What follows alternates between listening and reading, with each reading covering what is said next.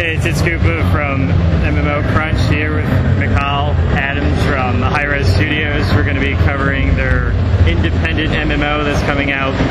So let's start off with the basics. Who's Hi-Rez Studios and what is Global Agenda? Okay, so Hi-Rez Studios is an independent developer, self-publishing their debut title, Global Agenda. Hi-Rez is based out of Atlanta, Georgia.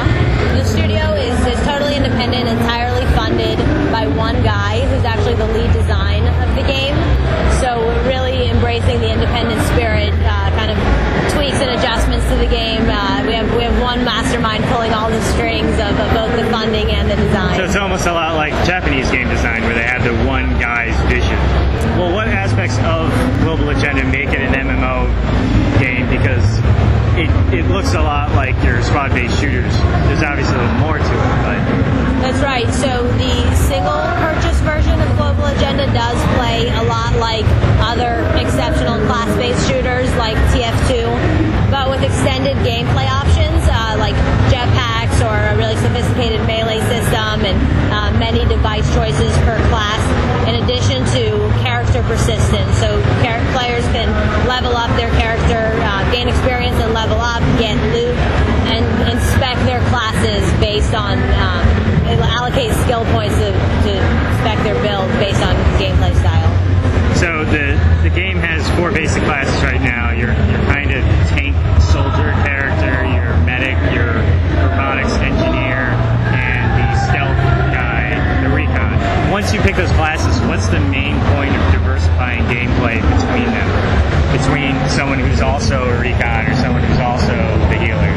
Well, depending on how you equip your character, there are many different ways to play each class. So we'll take the recon, for example.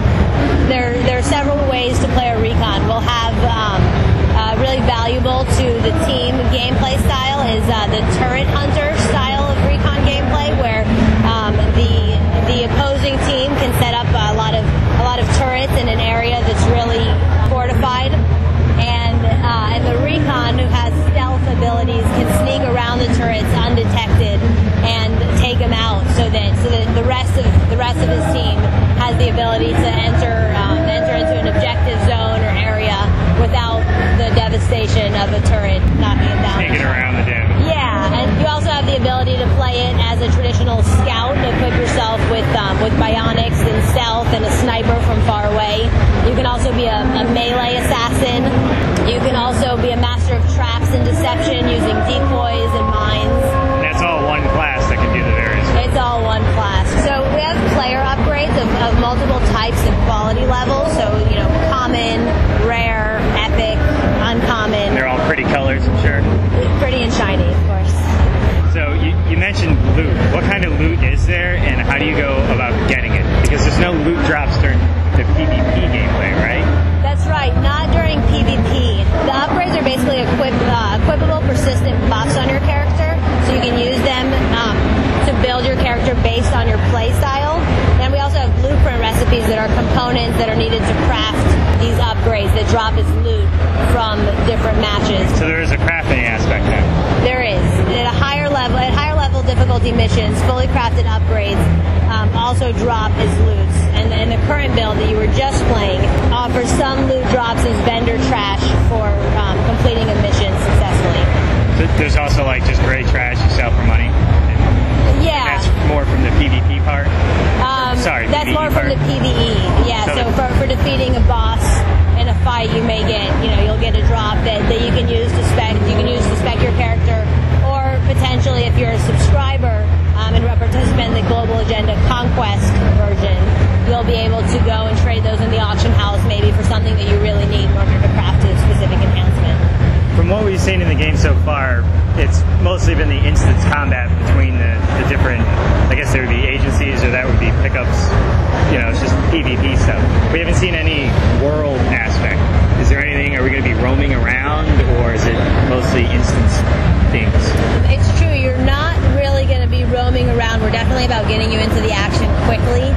You're also an agent in the future, so you're traveling places really fast. You don't need to roam through a big field to get to the battle. There are social cities where players can interact with one another and with vendors, but the mission spaces are instance, and the mission-based environment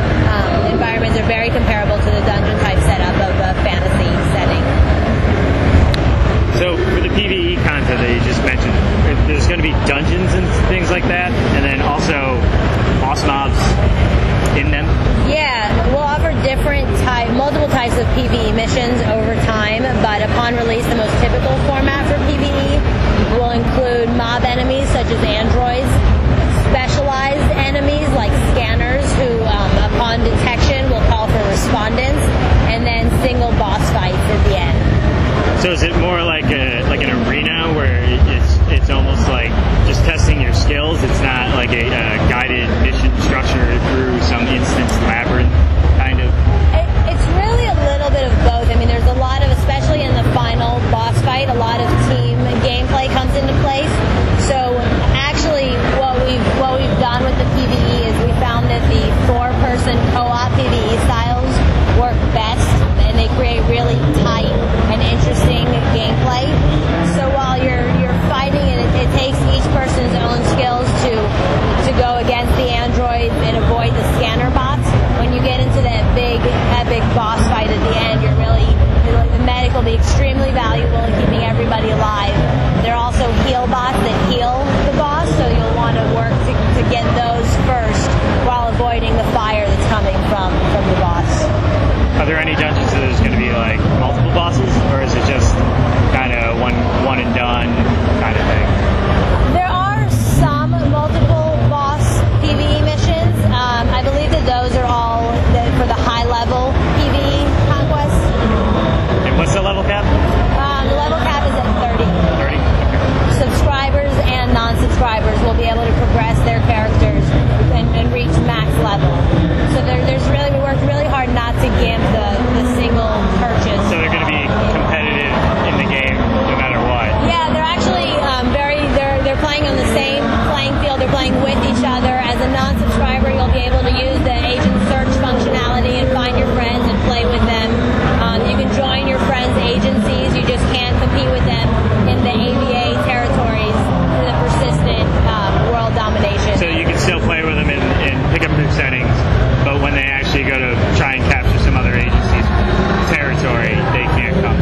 Even though they're in the agency. That's right. They're not going to be able to access those maps. They're not going to be available to them. And as a raid leader or an agency leader, you will have visual